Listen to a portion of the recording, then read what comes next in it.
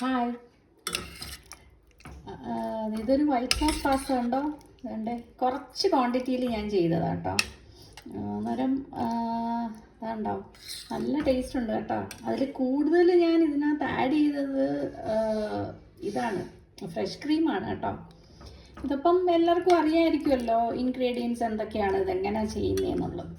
അത് നമ്മൾ ആദ്യം ബട്ടറിനകത്ത് കുറച്ച് കൂടുതൽ ബട്ടർ എടുക്കണേ. ബട്ടർ നല്ല മെൽറ്റ് ചെയ്യിപ്പിച്ചിട്ട് അതിൽ കുറച്ച് മൈദാമാവ് കുറച്ച് ക്വാണ്ടിറ്റിയിൽ ഇട്ട് കൊടുക്കണേ. എന്നിട്ട് അത് കുറച്ച് സോട്ട് ചെയ്തെടുക്കണം മൈദാമാവ് ബട്ടറിനകത്ത്. പിന്നെ നമ്മളത് കട്ടി ആയിക്കൊണ്ടിരിക്കും തോറും കുറച്ച് പാൽ ഒഴിച്ച് കൊടുത്ത് കുറച്ചൊരു ലിക്വിഡ് പരുവത്തിലാക്കണം. അത്രയങ്ങ് ഫ്ലോയിലുള്ള അല്ല, ആ പരുവല്ല, കുറച്ച് കട്ടി.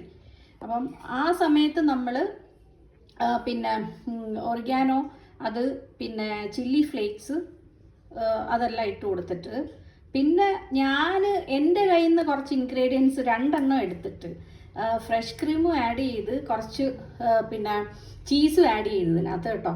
അപ്പോൾ കുറച്ച് നല്ല നല്ല ടേസ്റ്റായിട്ട് നമുക്ക് കിട്ടി. ഫ്രഷ് ക്രീം ആഡ് ചെയ്യുമ്പോൾ നല്ല ടേസ്റ്റായിട്ട് വരത്തില്ലേ? അതും പിന്നെ 2 ഡ്രോപ്പ് ടൊമാറ്റോ സോസും കൂടെ ആഡ് ചെയ്തിട്ടുണ്ട്.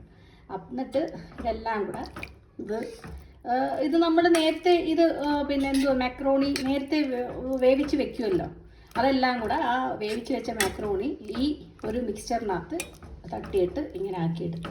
പക്ഷേ കേട്ടോ, വെറുതെ പറയുമല്ല, നല്ല അടിപൊളി ടേസ്റ്റ് ഉണ്ട്. കുറച്ച് കൂടുതൽ ഫ്രഷ് ക്രീം നമ്മൾ ആഡ് ചെയ്താൽ കുറച്ചുകൂടെ നല്ല ടേസ്റ്റായിട്ട് കിട്ടും. Okay, bye, take care. എല്ലാവരും ഇതൊന്ന് ചെയ്ത് നോക്കും, ഒന്ന് ട്രൈ ചെയ്ത് നോക്കാം കേട്ടോ, ഇങ്ങനത്തെ ഒരു റെസിപ്പി. ഓക്കെ.